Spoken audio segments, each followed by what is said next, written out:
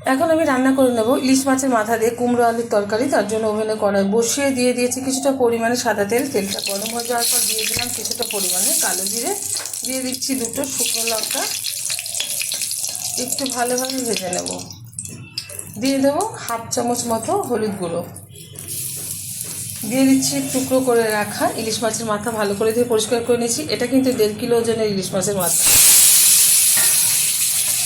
একটু নেড়ে ফেলে নেবো, খুব বেশি ভাজবো না, তাহলে কিন্তু ফ্লেভারটা নষ্ট হয়ে যাবে।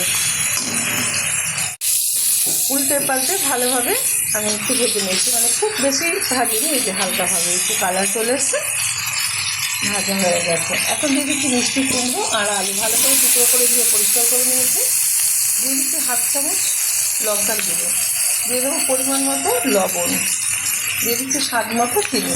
মিষ্টিটা যাদের অপছন্দ তারা দেবেন না। খুব ভালোভাবে এবার নেড়ে চেড়ে নেব। মিষ্টি কুমড়ো গায়ে কিন্তু এই যে হালকা হালকা খোসা রেখেছি, যেহেতু কাঁচা কুমড়ো সেই কারণে হালকা খোসা রেখেছে। আপনাদের যদি অপছন্দ হয় আপনারা পুরো খোসাটাই ফেলে দিতে পারেন। বেশ কিছুক্ষণ নাড়াচাড়া করে নিয়েছি। বেশি নাড়াচাড়া করলে কিন্তু ইলিশ মাছের মাথাটা খেতে গিয়ে একদম ছড়িয়ে পড়বে পুরো তরকারিতে, তখন কিন্তু কাঁটায় পরিণত হবে।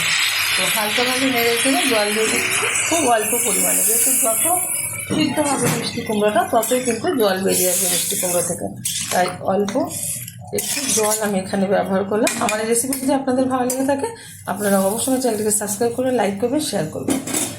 ঢেকে দিচ্ছি 10 মিনিটের জন্য, ওভেনের আঁচটা মিডিয়াম করে দিচ্ছি। ঢাকনাটা তুলে দিচ্ছি।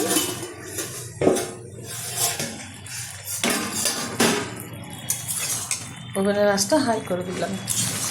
খুব সুন্দরভাবে কিন্তু তরকারিটা হয়ে গেছে। নামিয়ে ঢেলে দেবো একটা পাত্রে, আর গরম গরম ভাতের সাথে এখন সার্ভ করবো কুমড়ো আলুর তরকারি ইলিশ মাছের মাথা দিয়ে। আপনারা অবশ্যই ট্রাই করবেন, আশা করি আপনাদের ভীষণ ভালো লাগবে।